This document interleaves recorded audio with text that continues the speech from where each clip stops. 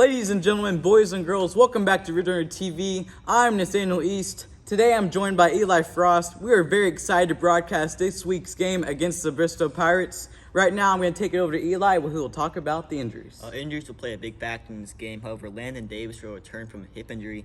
Zay Malone still out 4 to 6 weeks with an ankle, and he's hopeful to return for the playoffs.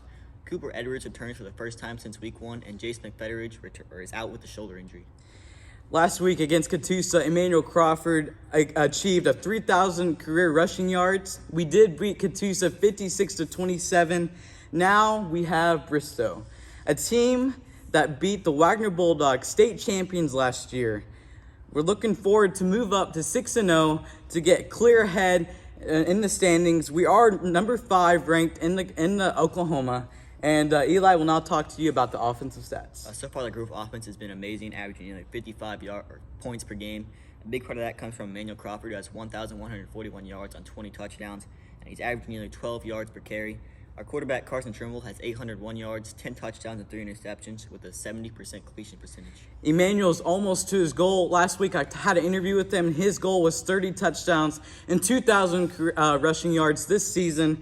Ladies and gentlemen, like he just said, he already has 20 touchdowns and 1,141 rushing yards this season. He's almost there, ladies and gentlemen. We have 5 games left to go.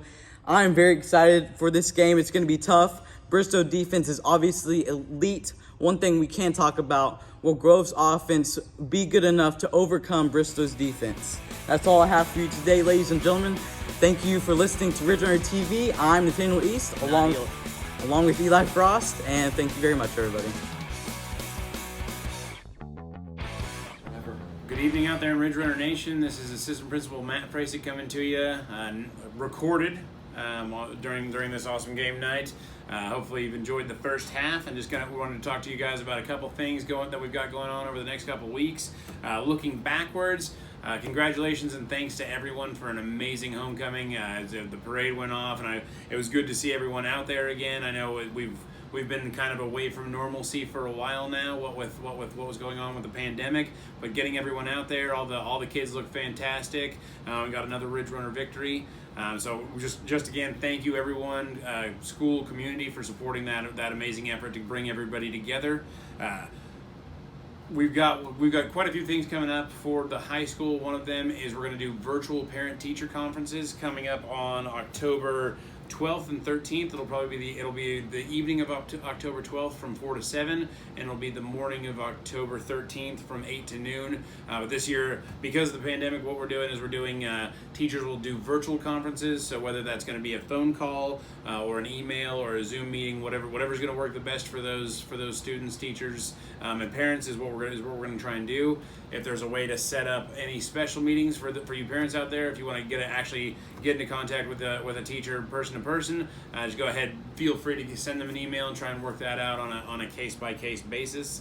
And during this time, we're almost 2 months into school, and I'm starting to kind of figure out this new job. But I just want to send a thank you to all of the hardworking teachers, coaches, faculty, and staff, everyone that's helped me along, because it's been a learning opportunity. But having this team around me has been amazing. It's made me a better educator and a better person. So a heartfelt thank you to all of you for hanging in there and being the amazing colleagues and friends that you are. And looking forward, the Ridge Runners, as of this recording, the Ridge Runners are 5-0, looking to make it 6-0 against Bristow tonight. So hoping for the best for them. Going out there and playing tough football, so it makes me happy to see. Makes me remember my days all those years ago playing as a Ridge Runner. But just wanted to check in with Ridge Runner Nation and say hi to everyone. Tell everyone to have a great night out there. Stay safe and go Grove. Hello, Ridge Runner TV. I'm Nathaniel East, voice of the Ridge Runners. Today I'm with Zay Malone. I'm going to ask him a few questions about this football team. So number one, stepping into this week's game against Bristow, how do you feel about this year's team's defense against their offense? I feel like we're definitely ready for them. Main thing we have to do is stop their run. And if we do that, I know that our cornerbacks and safeties can make some picks, because that's all they can do if we stop the run. You lost a lot of key defensive players last season, with Wesley Downing being one of them. How do you feel about this year's defense? I feel like we have like it all together. We know where our reads are.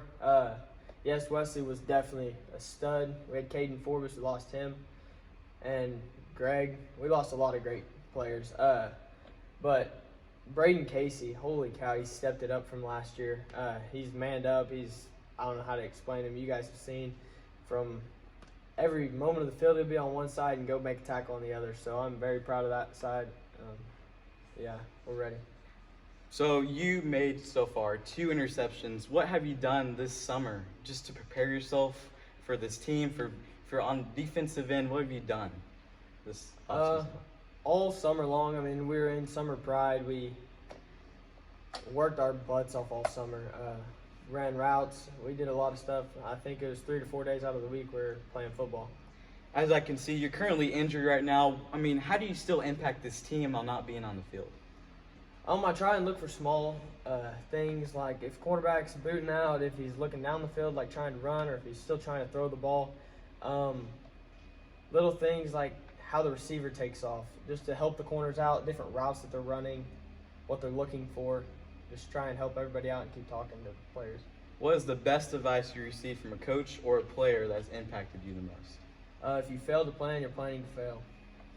And you're injured. I mean, what caused that for the people that don't know out there? I mean, what game and when do you expect to return? Ulaga game.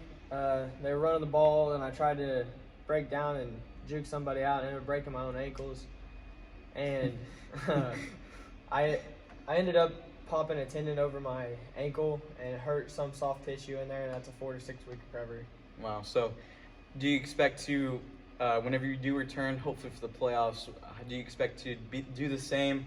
How much do you think it'll impact you, like your injury? Well, I'm really hoping I can come back. It's a 50% chance recovery. If I come back, all I'm going to do is just have to be really careful and play football. I mean, it's a sport, you get hurt, but after season I'll get surgery and I'll for sure be back for next year.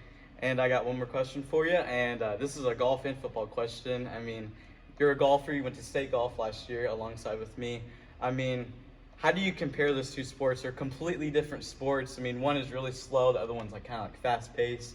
You got to listen to your coaches. On the golf course, it's just basically you're your own coach. I mean, what do you think about that? Golf helps me a lot, like mentally. It makes you get over things because you'll make 2 or 3 bad shots, and you really gotta say like calm down and make the next shot. Football, you can screw up, but say I miss a tackle, I can get back up and go make that tackle still. So it's 2 totally different sports. It's a team sport. It teaches you to trust one another and that way. And then golf, it's just a sport. It's all in your head, and if you get in your head, you know how it is. You'll play a horrible round. Yeah. And that's all the questions I have today. Zane Malone, thank you very much. So,